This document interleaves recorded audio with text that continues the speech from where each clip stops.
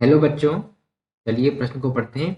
घड़ियों एवं अन्य युक्तियों में अत्यधिक उपयोग में आने वाली बटन सेलों में निम्नलिखित अभिक्रिया होती है।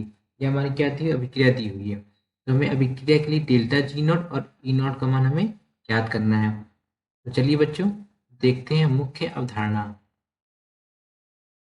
मुख्य अवधारणा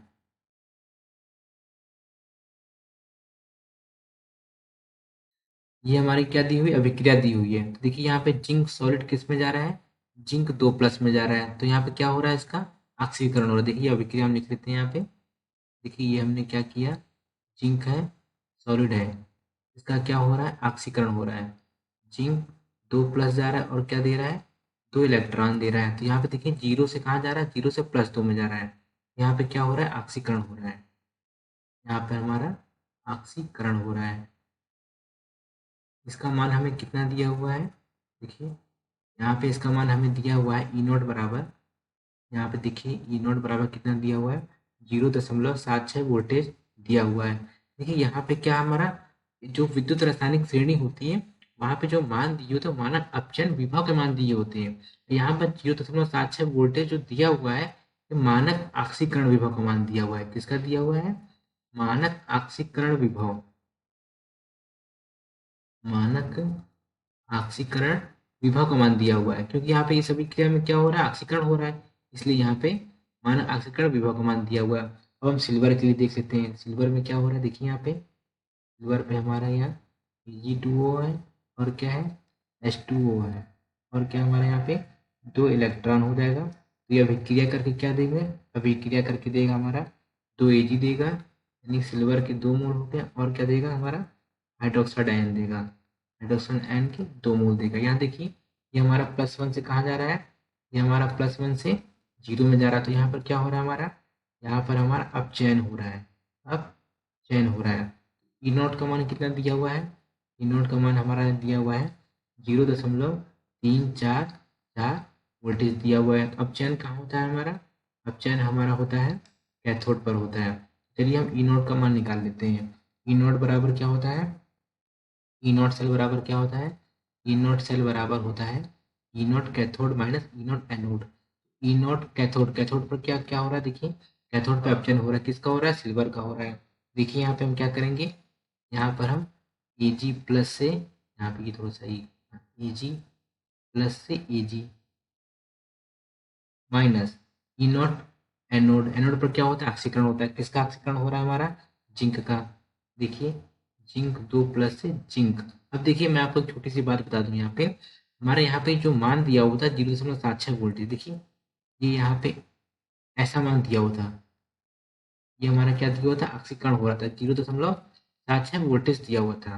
अब यहाँ पे हमने क्या करना है? इसका चयन कराना पड़ेगा, क्योंकि हमारे जो ई नॉट सेल में जो मान लिखे होते हैं वो एक ही पैटर्न में लिखे होते हैं। यहाँ से सबका चयन होगा, सबका ऑक्सीकरण होना चाहिए। यहाँ पे हम क्या करते हैं? इसमें संबंध होता है। क्या संबंध होता है? SRP, यानी कि मानक। अब देखिए अब मानक अपचयन विभव, मानक अपचयन विभव बराबर माइनस मानक ऑक्सीकरण विभव। मानक ऑक्सीकरण विभव माइनस का रिलेशन होता है यहाँ पे। देखिए यहाँ पे अब हम क्या करेंगे? देखिए Ag का कितना मान होता है? Ag का मान होता है हमारे 0.344। यहाँ पे मैंने पीछे दिखाया हुआ था 0.344 वोल्टेज माइनस। अब जिंक का मान है यहाँ पे किस में लेंगे? यहाँ पे देखिए क्या हो रहा है? अपचयन हो रहा है। तो -0.76 वोल्टेज। तो माइनस माइनस हो तो कितना हो जाएगा? माइनस माइनस हमारे यहाँ पे प्लस हो जाएगा। 0.344 प्लस 0.76। तो ई नॉट सेल का मान कितना आ गया? ई नॉट सेल का मान आ जाएगा हमारा 1.104 वोल्टेज आ गया। ये ई नॉट सेल का मान आ गया। अब हमें क्या निकालना है? डेल्टा जी नॉट निकालना है। तो डेल्टा जी नॉट बराबर क्या होता है? डेल्टा जी नॉट बराबर होता है -NF ई नॉट सेल। देखिए इस अभिक्रिया में n क्या होता है? अभिक्रिया में स्थानांतरित हुए इलेक्ट्रॉनों की संख्या। यहाँ पे कितना इलेक्ट्रॉन है? 2 इलेक्ट्रॉन। तो n बराबर कितना हो जाएगा? n बराबर हो जाएगा हमारा 2 हो गया। f क्या हमारा? फैराडे नीयतांक। फैराडे नीयतांक क्या हो जाएगा? 9, 6, 487 पूरा ई नॉट सेल का मान हमने भी पीछे निकाला है, कितना आ गया 1.104।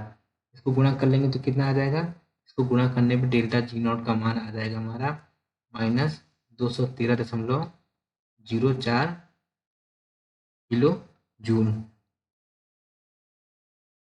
ये हमारा डेल्टा जी नॉट का मान आ गया और यहाँ पर हमारे ई नॉट सेल का मान आ गया। यहाँ पर बस एक ये था, यहाँ पे जो हमें मान दिया हुआ था वो मानक आक्सीकरण विभव था, हम इसको क्या कम परिवर्तित करने के लिए हम माइनस का साइन लगा देंगे आगे, मानक अपचयन विभव में हो जाएगा, तब हम यहाँ पर ई नॉट सेल का मान आसानी से निकाल सकते हैं।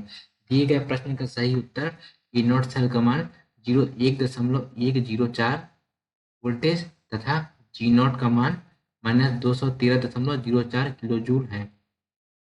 आशा करते हैं आपको समझ आया होगा। धन्यवाद।